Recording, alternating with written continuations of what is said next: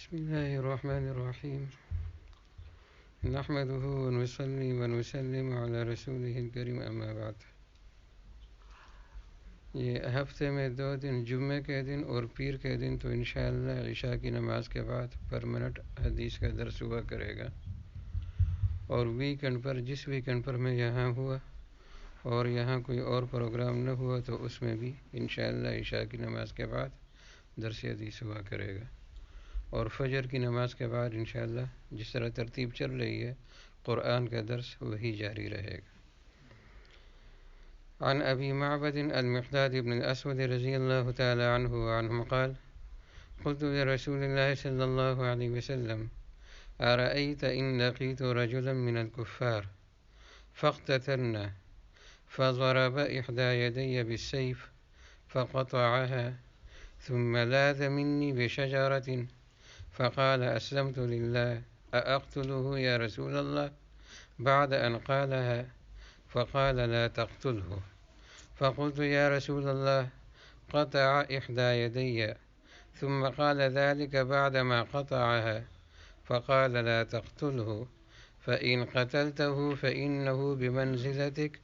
قبل أن تقتله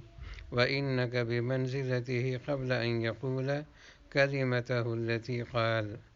متفق عليه. ومعنى أنه بمنزلتك أي معصوم الدم محكوم بإسلامه، ومعنى أنك بمنزلته أي مباح الدم بالقصاص لورثته لا أنه بمنزلته في الكفر والله أعلم.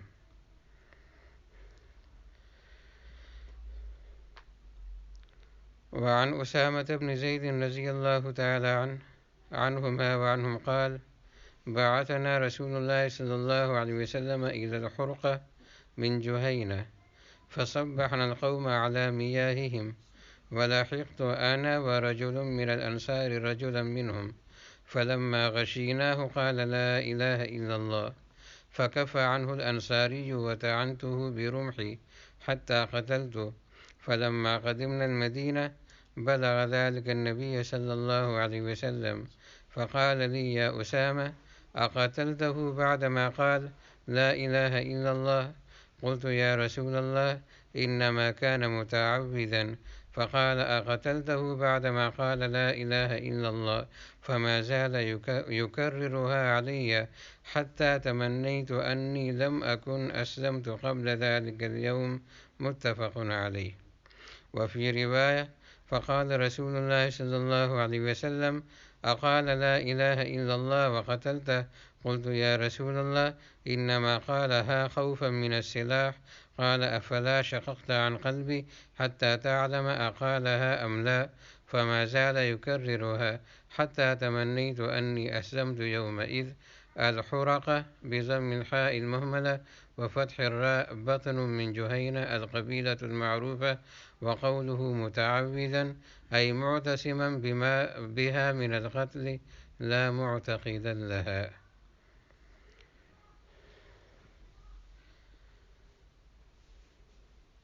یہ 2 واقعات ہیں، پہلی حدیث میں تو سوال ہے اور دوسری حدیث میں واقعہ کا بیان ہے۔ پہلی حدیث میں حضرت مقداد ابن الاسود رضی اللہ تعالی عنہ یہ نبی کریم صلی اللہ علیہ وسلم کی خدمت میں آئے اور کہا کہ اے اللہ کے رسول صلی اللہ علیہ وسلم، آپ کیا فرماتے ہیں ایسے کافر آدمی کے بارے میں کہ جس کے ساتھ میدان جہاد میں میری جنگ ہو، اور جب میری اس کے ساتھ جنگ ہو جائے وہ میرا ایک ہاتھ کاٹ دے، اور پھر اس کے بعد جب مجھے اس پر قابو ہو جائے تب وہ ایک درخت کی اوٹ میں چھپ جائے اور فوراً کہہ دے کہ لا الہ الا اللہ، یعنی کلمہ پڑھ لے اور مسلمان ہونے کا اقرار کرے، تو کیا میں اس کو قتل کر سکتا ہوں؟ تو آپ صلی اللہ علیہ وسلم نے فرمایا کہ نہیں، اب تم قتل نہیں کر سکتے۔ تو انہوں نے کہا کہ اس نے میرا ایک ہاتھ کاٹا ہے، اور یہ کلمہ جو اس نے پڑھا ہے بظاہر تو ایسا لگتا ہے کہ جان بچانے کے لیے اس نے پڑھا ہے، تو کیا میں اس کو قتل نہیں کر سکتا؟ آپ صلی اللہ علیہ وسلم نے فرمایا کہ نہیں، تم اس کو قتل نہیں کر سکتے۔ اگر اس حالت میں کلمہ پڑھنے کے بعد تم نے اس کو قتل کیا تو وہ اسی طرح ہوگا جس طرح کی تم ہو، یعنی وہ مسلمان ہوگا، اس پر اسلام کے احکام جاری ہوں گے، اور تم بمنزلہ اس کے ہو جاؤ گے کہ تم نے ایک ناحق آدمی کو قتل کیا، اور جب کسی آدمی کا ناحق خون بہایا جاتا ہے تو قصاص میں اس کو قتل کیا جاتا ہے، تو تم مباح الدم ہو جاؤ گے، تمہارا خون بہانا حلال ہو جائے گا قصاص کی وجہ سے، تو تم بمنزلہ اس کے ہو جاؤ گے اور وہ بمنزلہ تمہارے ہو جائے گا، یعنی وہ تو محفوظ ہو گیا کلمے کی وجہ سے، اور تم اپنے آپ کو غیر محفوظ کر دو گے، لہذا اب قتل نہیں کر سکتے۔ دوسری حدیث میں واقعہ ہے حضرت اسامہ ابن زید رضی اللہ عنہما کا۔ یہ حضرت اسامہ ابن زید رضی اللہ عنہ کون ہیں؟ ان کو کہا جاتا ہے حب النبی وابن حبہ، حب النبی وابن حبہ، کہ یہ نبی کریم صلی اللہ علیہ وسلم کو خود بھی محبوب تھے اور نبی کریم صلی اللہ علیہ وسلم کے محبوب کے بیٹے تھے، یعنی یہ اور ان کے والد دونوں نبی کریم صلی اللہ علیہ وسلم کے محبوب تھے۔ ان کے والد حضرت زید بن حارثہ رضی اللہ عنہ ہیں، اور ان کا بچپنا نبی کریم صلی اللہ علیہ وسلم کے ہاں گزرا ہے، اور آپ صلی اللہ علیہ وسلم نے ہی ان کی تربیت فرمائی ہے۔ تو یہ ایک دفعہ نبی کریم صلی اللہ علیہ وسلم نے ان کو جہاد کے لیے بھیجا جوہینہ قبیلے کی طرف، اور جوہینہ تو بڑا قبیلہ ہے، اس کا ایک چھوٹا قبیلہ ہے، یعنی اس کی شاخ ہے جس کو خراقہ کہا جاتا ہے، تو یہ خراقہ قبیلے کے ساتھ لڑنے کے لیے یہ لوگ گئے تھے۔ تو اب وہاں پر جب یہ لوگ پہنچے تو ایسے وقت میں پہنچے کہ وہ لوگ پانی پر گئے ہوئے تھے، یعنی اپنے جانوروں کو، مویشیوں کو پانی وغیرہ پلا رہے تھے، زمینوں پر تھے۔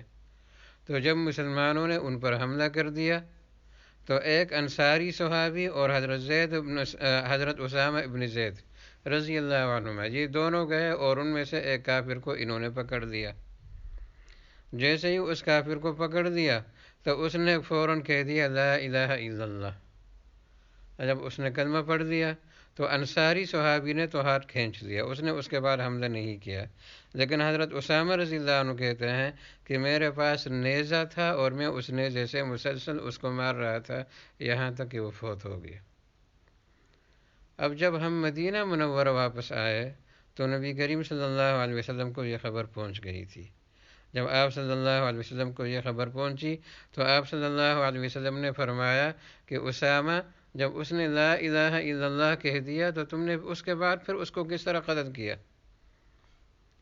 اور بعض روایت میں یہ آتا ہے کہ نبی کریم صلی اللہ علیہ وسلم نے فرمایا، جب حضرت اسامہ نے کہا کہ یہ تو اس نے جان بچانے کے لیے کہا،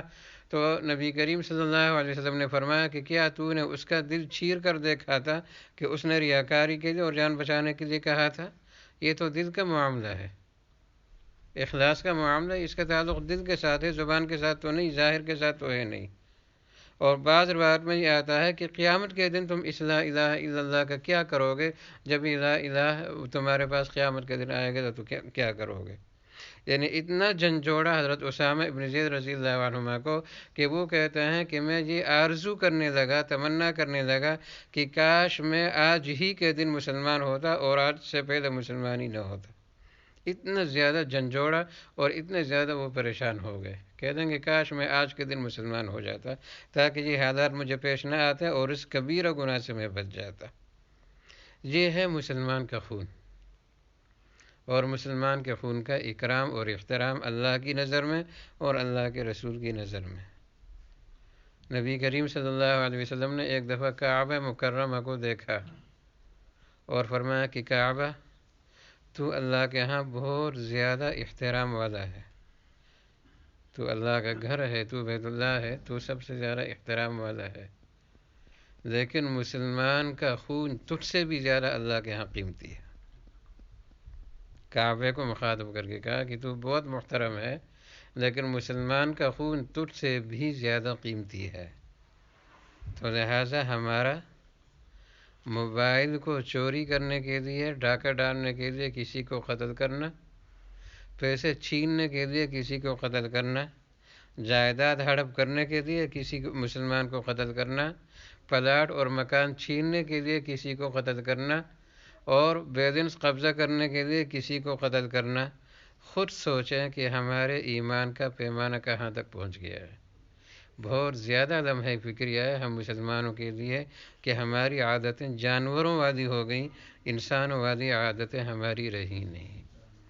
تو لہٰذا بہت زیادہ ضروری ہے کہ مسلمان کے خون کا احترام کیا جائے اور اس کی حفاظت کی جائے، اس کو یوں سستا نہ کیا جائے اور یوں ارزاں نہ کیا جائے کہ وہ گلی گلی بہے اور مسلمان کے ہاتھ سے بہے اور مسلمان کا خون مسلمان کے ہاتھ کی وجہ سے محفوظ نہ رہے۔